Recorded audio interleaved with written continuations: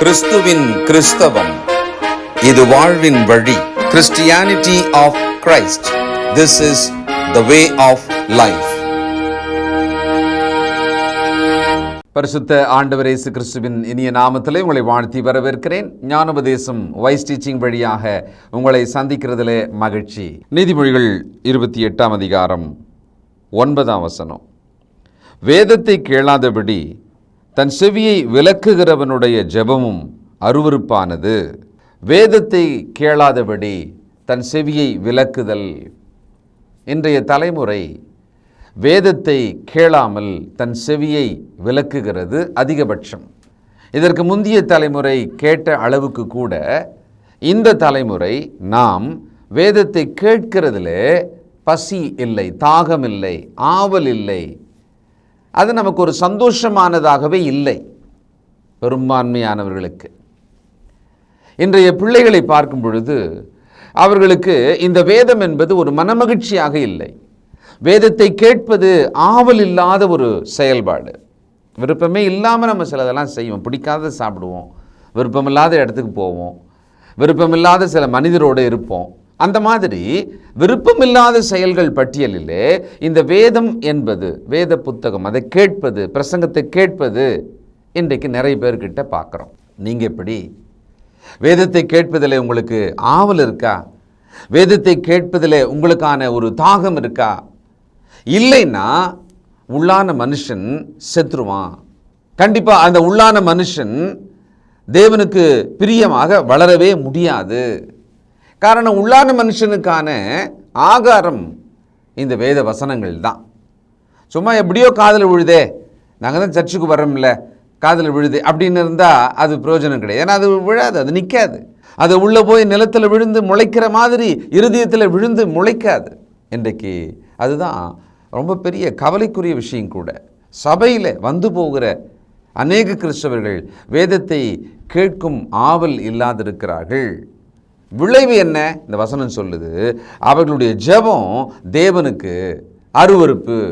என்ன, ரெண்டுத்துக்கு என்ன தொடர்பு? வேதத்தை கேட்கறது காது கொடுத்து, இந்த பக்கம் ஜெபம் அப்படின்னா என்ன அர்த்தம்னா, நான் சொல்கிறத நீ கேட்கறதுக்கு மனசு இல்லாமல் இருந்தீன்னாப்பா, நீ சொல்கிறத, நீ ஜெபிக்கிறத நான் எப்படி கேட்கறது? கேட்க முடியாதுன்றார். நான் வேதத்தை கேளாதபடி இருந்தால் என் ஜெபம் கேட்கப்படாது. அதுவும் எப்படி இருக்குமா? அருவருப்பாக இருக்குமா? வேதம் என்பது நமக்கு பிடிக்காத விஷயமா போயிடுச்சு. நாம் ஜெபிக்கும் பொழுது எங்களை காப்பாற்று, எப்படியாவது காப்பாற்றிருங்க, எனக்கு இதெல்லாம் செய்யுங்க, எனக்கு இதெல்லாம் நடக்கணும் அப்படின்னு ஜெபம் மட்டும் பண்ணிகிட்டே இருந்தா, இன்றைக்கி நிறைய பேர் வேதத்தை ஒரு ஓரமாக வச்சிடுறாங்க, ஜெபம் மட்டும் ஒரு பழக்கத்தில் பண்ணிக்கிட்டே இருக்கிறாங்க. தயவுசெய்து இவ்வளவு தூரம் நான் இதெல்லாம் சொல்கிறதுக்கான காரணம் என்ன? இன்றைக்கு தேவன் நம்மை ஒரு கேள்வி கேட்கிறார். நீங்கள் வேதத்தை கேட்பதில் ஆவலாக தான் இருக்கீங்களா? இல்லையா? நான் உங்கள் ஜெபத்தை கேட்கணும் அப்படின்றத எப்படி எதிர்பார்க்குறீங்க? அப்போஸ்தலர் நடவடிக்கைகள் 17:11. அந்த பட்டணத்தார் மனோவாஞ்சையாய் வசனத்தை ஏற்றுக்கொண்டு காரியங்கள் இப்படி இருக்கிறதா என்று தினந்தோறும் வேத வாக்கியங்களை ஆராய்ந்து பார்த்ததினால் தெசலோனிக்கேயில் உள்ளவர்களை பார்க்கலும் நற்குணசாலிகளாய் இருந்தார்கள். ஒரு பட்டணத்தார், அங்கிருந்த சபையார், அவங்க வேதத்தை கேட்கிற விஷயத்தில் மனோவாஞ்சியாக இருந்தாங்களாம். அது பாருங்க, சொல்கிற அளவுக்கு, அதை வேதத்தில் எழுதி வைக்கிற அளவுக்கு அவங்கக்கிட்ட அந்த மனோவாஞ்சி இருந்திருக்கிறது. இந்த வேத புத்தகம் எந்த ஜீவராசிகளுக்கும் இல்லை, எனக்கு மட்டும் ஏன்? யானை, புலி, சிங்கம் இல்லை, இந்த பூமியில் இருக்கிற பெரிய பெரிய மிருகங்கள், கடல்வாழ் ஜந்துக்கள், பலவிதமான பல கோடி உயிரினங்கள் இருக்குது, பறவைகள் இருக்குது. அதுக்கெல்லாம் அந்த பைபிள் தேவையே படலை. அதெல்லாம் இந்த பைபிள் வசனங்களை கேட்கணுன்ற அவசியத்தில் இல்லை. மனுஷனாகிய நம்மட்டும் ஏன் இந்த வேத புத்தகத்தை வச்சுக்கணும், அதை படிக்கணும், அதை எப்பவுமே கேட்கணும், அதை தினந்தோறும் வேறு வாசிக்கணும், அதை தியானிக்கணும், அது எனக்கு பிரசங்கிக்கப்படணும், அதை நான் கேட்டு நடக்கணும், எனக்கு மட்டும் ஏன் அப்படின்னு நாம நினச்சா, நாம் மற்ற மிருக ஜீவன்கள், மற்ற உயிரினங்களை விட விசேஷமாக ரொம்ப ஸ்பெஷலாக படைக்கப்பட்டவர்கள். தேவன் தன்னை போலவே நம்மை படைத்திருக்கிறார்.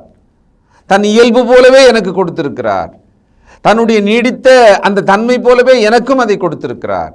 அதனால தான் நமக்கு இந்த வேத வசனங்கள் என்பது ரொம்ப அவசியமாக இருக்குது. அதை நம்ம கேட்கணும்.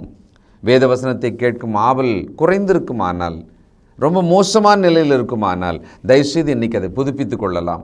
இனி நான் வேதத்தை ரொம்ப கவனமாக கேட்பேன், ஆவலாக கேட்பேன். வேத வசனங்களை கேட்டு, தேவனுடைய சத்தியத்தை கேட்டு, அதன்படி என்னுடைய வாழ்க்கையை நான் கர்த்தருக்கு பிரியமாக்குவேன். முடிவெடுங்க.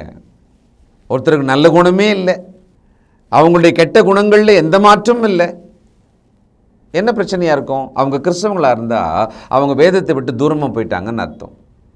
தங்களுடைய கெட்ட குணாதிசயங்களை மாற்றிக்கொண்டு நல்ல குணாதிசயங்களை வளர்த்து கொண்டு ஒருவர் வளர்ச்சி அடையலை அப்படின்னு சொன்னால் பிரச்சனை அங்கே சரியான ஆகாரம் கொடுக்கப்படலை.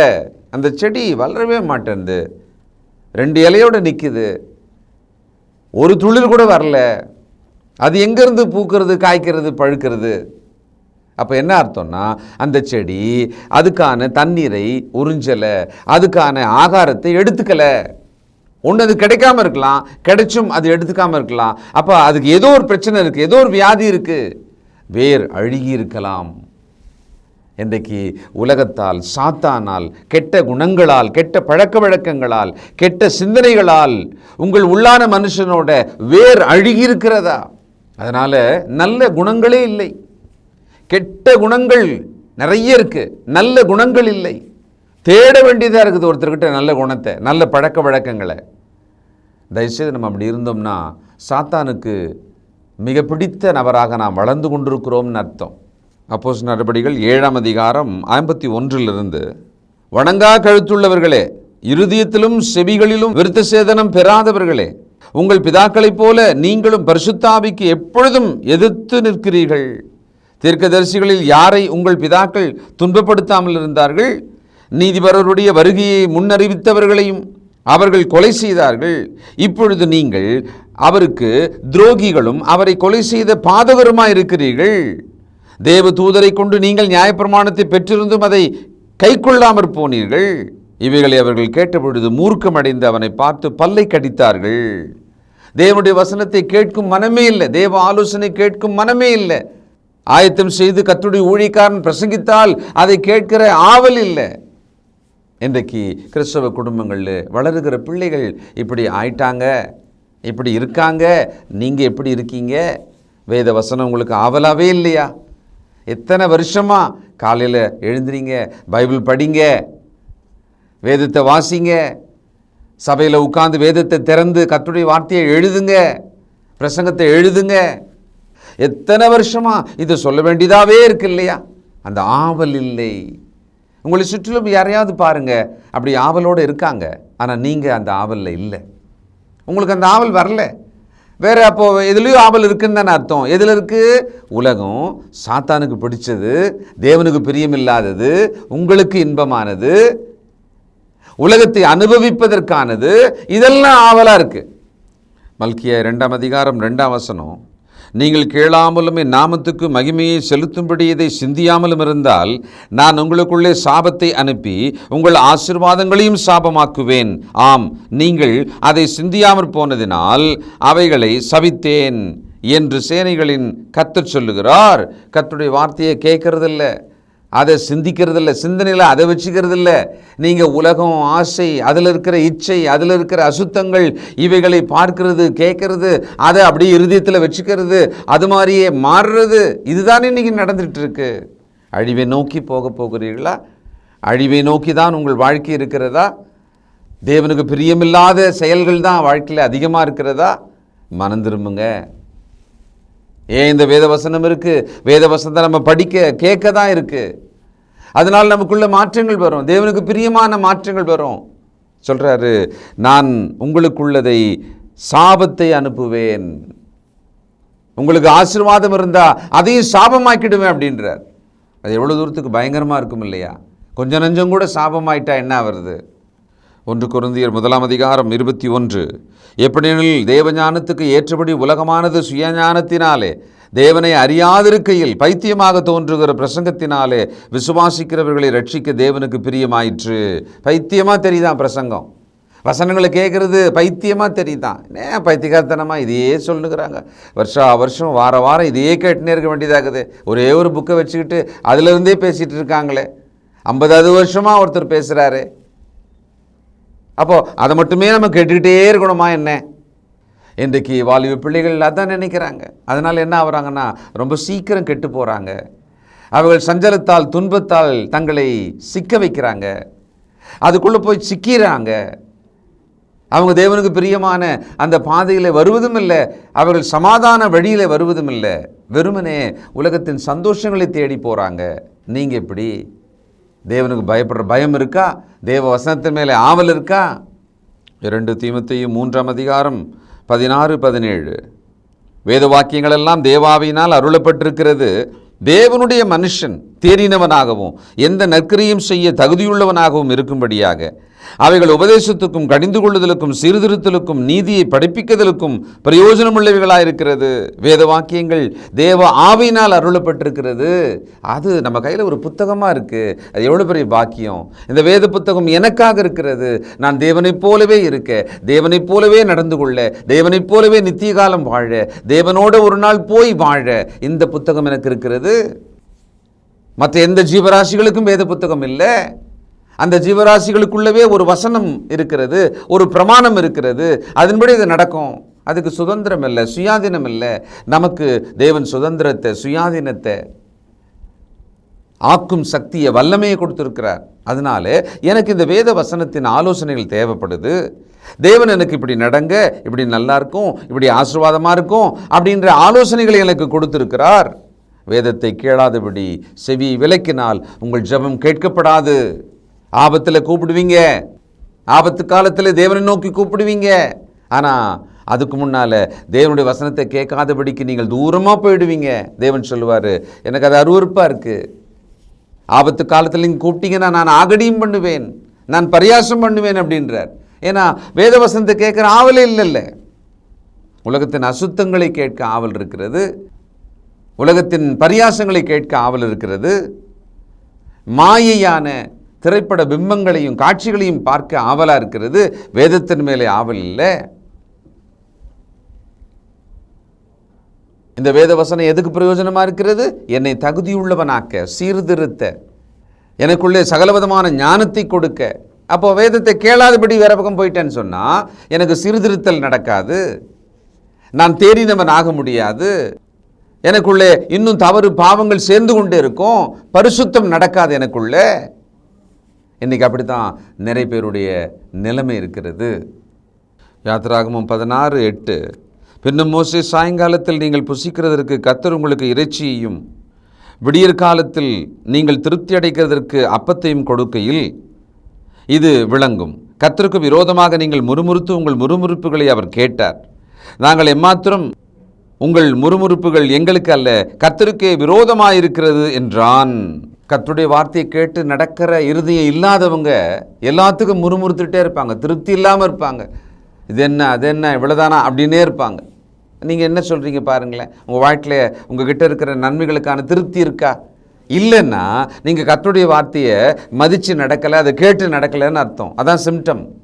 2 நாளாகமும் 17:8-9 இவர்களோட கூட செமாயா, நெதனியா, செபதியா, ஆசகேல், செமிரமோத், யோனத்தான், அதோனியா, தொபியா, தோபத்தோனியா என்னும் லேவியரையும் இவர்களோடு கூட ஆசாரியரான எலிஷமாவையும் யோராமையும் அனுப்பினான். இவர்கள் யூதாவிலே உபதேசித்து கர்த்தருடைய வேத புஸ்தகத்தை வைத்துக்கொண்டு யூதாவின் பட்டணங்களிலெல்லாம் திரிந்து ஜனங்களுக்கு போதித்தார்கள்.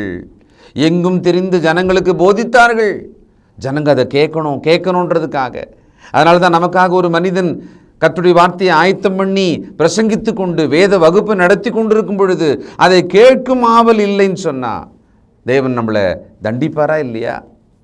கர்த்தருடைய வசனம் உங்களுக்கு சொல்லப்படுகிறது, அதை நீங்கள் காது கொடுத்து கேட்கணும், அவ்வளவுதான். அதுக்கே ஆவல் இல்லைன்னா? எஸ்ரா 7:10 கர்த்தருடைய வேதத்தை ஆராயவும் அதன்படி செய்யவும் இஸ்ரவேலிலே கட்டளைகளையும் நீதி நியாயங்களையும் உபதேசிக்கவும் எஸ்ரா தன் இருதயத்தை பக்குவப்படுத்தி இருந்தான். இப்போ என்ன தான் பண்ணுறதுன்னா இதை தான் பண்ணணும். தயவுசெய்து பிள்ளைகளே, சகோதரனே, சகோதரியே, ஏதோ இந்த வேதத்தை நேசிக்கும் இருதயத்தை நீங்கள் கொண்டு வாங்க. வேதத்தை நேசிக்கிற இருதயம் உங்களுக்கு வந்துச்சுன்னு சொன்னால் வாழ்க்கையில் உங்களுக்கு நிறைய நன்மைகள், நிறைய ஆசீர்வாதங்கள், இப்பொழுது இருக்கிற துன்பங்களிலிருந்து உங்களுக்கு விடுதலை, சமாதானம், நம்பிக்கை எல்லாமே உண்டாகும், நிச்சயமாக உண்டாகும். சேலஞ்சு பண்ணி சொல்கிறேன். உங்களை ஒப்பு கொடுங்க. இனிமேல் நான் வேதத்தை நேசித்து அது சொல்லப்படும் பொழுதெல்லாம் நான் கேட்பேன், நான் ஆவலாக கேட்பேன். கேட்கறது தானே முதல் ஸ்டெப்பு. அதுக்கு உங்களை ஒப்பு கொடுத்தா போதும், பெரிய மாற்றம் வரும். நீங்கள் என்ன எதிர்பார்க்குறீங்க, என்ன ஜெபம் பண்ணுறீங்க, உங்கள் துன்பங்களில் எந்த விடுதலையை தேவன்கிட்ட கேட்டுக்கிட்டே இருக்கீங்க? வேதத்தை கேட்கிற இருதயம் இல்லை, ஆவல் இல்லைன்னா நம் ஜெபத்தை தேவன் கேட்கவே மாட்டார். அது அவருடைய பார்வையில் அருவருப்பாக இருந்துருமாமே. நிச்சயமாக உணர்வோம், மாறுவோம், நம்மை ஒப்பு கொடுப்போம், ஜெபம் செய்வோம். இரக்கமுள்ள பிதாவே, நல்ல தகப்பனே, அற்புதமான உடைய வேத வாக்கியத்துக்காக நன்றி செலுத்துகிறோம். நாங்கள் வேத வாக்கியத்தை ஆவலோடு கேட்க எங்களை ஒப்பு கொடுக்கிறோம். அந்த ஆவல் எங்களுக்குள்ளே பசி போல, தாகம் போல உருவாகட்டம்ப்பா. எங்கள் மேல் கிருபையாயிரும். இதை உணர்ந்து கேட்டு தங்களை ஒப்பு கொடுக்கிற நம்முடைய பிள்ளைகளை விசேஷமாக ஆசீர்வதியும், நடத்தும். இயேசு கிறிஸ்துவின் நல்ல நாமத்தில் ஜெபிக்கிறோம் பிதாவே, ஆமென்.